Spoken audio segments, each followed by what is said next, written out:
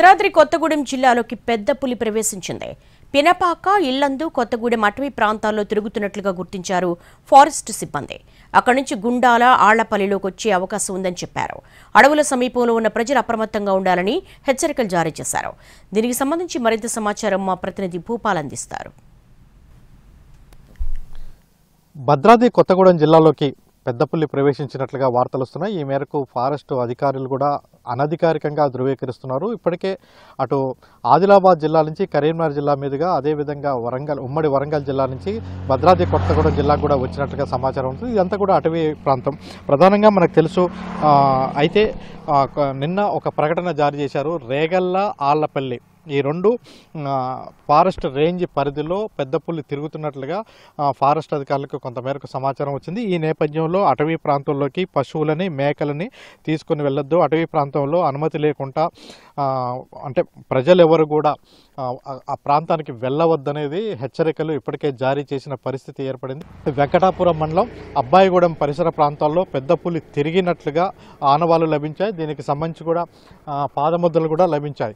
అదే సరిహద్దులోని రేగల్ల, మైలారం, ఆళ్లపల్లి ఈ అటవీ రేంజ్ పరిధి కూడా ఉంటుంది. అటు గోదావరి పరివాహక ప్రాంతం దాటి ఈ ప్రాంతాలకి వచ్చినట్టుగా ఇప్పటికే అంటే ఫారెస్ట్ అధికారులు గుర్తించారు. దీనికి సంబంధించి ఇంకా సమగ్రంగా విశ్లేషణ కోసం అయితే నిన్న ఒక పాదముద్రలు సేకరించారు. కానీ ఆ పాదముద్రలకు సంబంధించి ఇంకా స్పష్టత రాని పరిస్థితి ఏర్పడింది. పాదముద్రలు అయితే అంటే సేకరించారు, కానీ వాటి నుంచి ఇంకా ఫారెస్ట్ అధికారులకి స్పష్టత రాలేదు. అయినప్పటికీ ముందు జాగ్రత్త చర్యగా ఇప్పటికే హెచ్చరికలు జారీ చేసిన పరిస్థితి ఏర్పడింది. ప్రస్తుతం అయితే పెద్ద పులులు, ఆడపుల్లు, మగపుల్లు కలిసే సమయం అనేది ఇప్పటికే ఫారెస్ట్ అధికారులు ధృవీకరించిన విషయం తెలిసిందే. ఎందుకంటే ఆదిలాబాద్ జిల్లాలో తిరుగుతున్న పెద్ద పులి ఇప్పటికే మనుషుల్ని చంపింది విషయం మనకు తెలిసింది. అదేవిధంగా అదే పెద్ద పులి ఇటువైపు వచ్చిందనేది, వచ్చేదా రాలేదని కన్ఫర్మ్ చేసుకోవడానికి ఇప్పటికే ఫారెస్ట్ అధికారులు మాత్రం ఆ పాదముద్రలు తీసుకుని వెళ్ళిపోవడం జరిగింది. అంటే 9 సెంటీమీటర్లు దాటి 11 సెంటీమీటర్ల వరకు ఉంటే మాత్రమే, పాదముద్రలు ఉంటే మాత్రమే పెద్ద పులిగా భావిస్తారు. దానికంటే లోపుగా ఉంటే మాత్రం చిరుతపులిగా